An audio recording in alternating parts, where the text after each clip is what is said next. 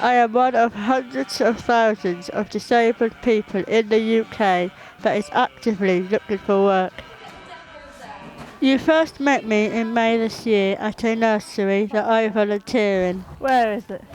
Yeah. I had attended over 100 interviews. Where is it? And applied for over 200 jobs with no success. It's been 7 months since then, and despite many more applications, I still haven't found an employer willing to give me a job. Disabled people are twice as likely to be unemployed as non-disabled people. I'm on my way to Hull to meet Darryl.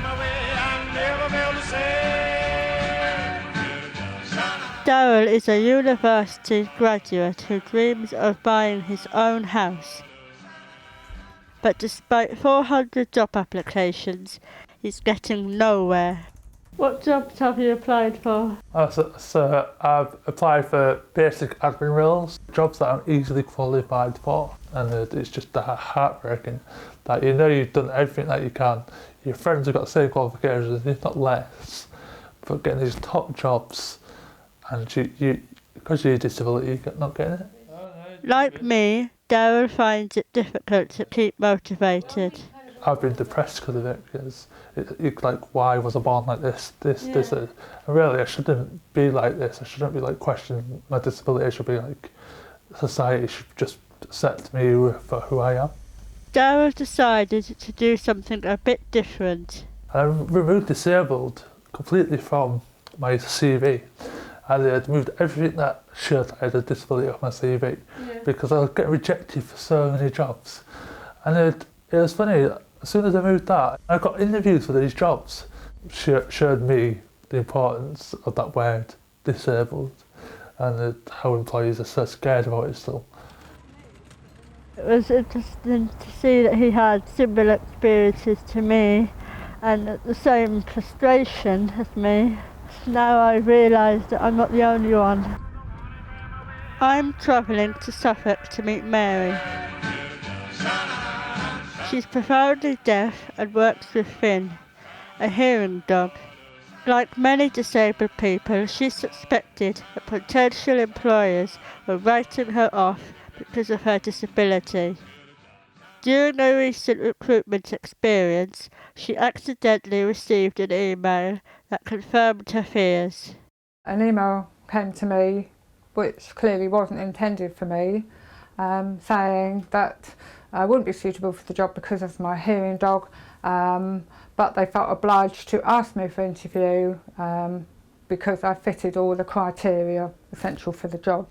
It didn't come as much of a surprise when she didn't get the job, but it has a real impact. I feel very angry and upset. I don't feel that they've given me a chance. They haven't looked past my disability. It really upset me, and I think now, what's the point? If that is the attitude of a disability confident employer, what is the point of applying for a job when I've got a hearing dog? It may not have worked for Mary in this case, but Disability Confident is a government scheme that encourages employers to take on disabled people. Trouble is, it's voluntary and you don't even need to employ any disabled people to be accredited.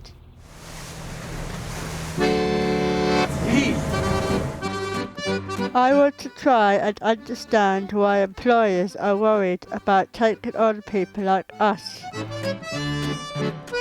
So I've come to the Jubilee Sailing Trust. They try to break down the barriers by bringing employers and disabled people together. If you don't generally come into contact with people with disabilities very often, suddenly you find that you're totally integrated together. You're all sailing a ship together, so you have an immediate interaction with people with disabilities. Many perceptions that you have so quickly go away because you're suddenly seeing able-bodied people working alongside people with disabilities. Is there anything else you'd like to say? No, just that it was unbelievable watching you climb that mast. Talk about changing perceptions. I have to say my legs were shaking like a leaf, and I was seriously impressed you did it. by law, employers can't discriminate against disabled people. They are meant to make what's called reasonable adjustments to help us do our job. In Canary Wharf, James works for the management consultant Ernst & Young. If I need to work from home 1, 2, 3 days a week, depending on how I'm feeling, I can do that. I think the biggest thing and the biggest positive about EY is the fact that I can be transparent about my disability. What advice would you give to me in getting into employment? Some interviews I ended up leading myself, and before even a question was asked, I would say, I've got a disability. You're probably thinking that I won't be right for this role. I disagree. Yeah. These are the things that I've done that mean that I'm good for this role, that I can be part of a diverse team, and that I can bring a different perspective. We can help employers understand what it means to be disabled and what we need in order to be successful. Can we take them out?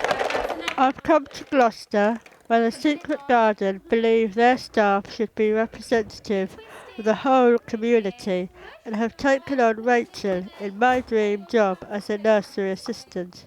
What's the reactions from the parents that you're employing disabled people? They're all really enthusiastic and they all love Rachel. She's such a lovely girl and she just exudes confidence and just loves being at the nursery, so everybody really loves her here. Why do you think employers struggle to give jobs to disabled people? Because I don't think that they know what we can do. People like us, we can do things, we can do it. I mean, like here, my disability doesn't affect me when I'm here. I don't have like any problems. Yeah. Have you got any advice for me to get into employment? Don't give up, because you will get there. It is hard.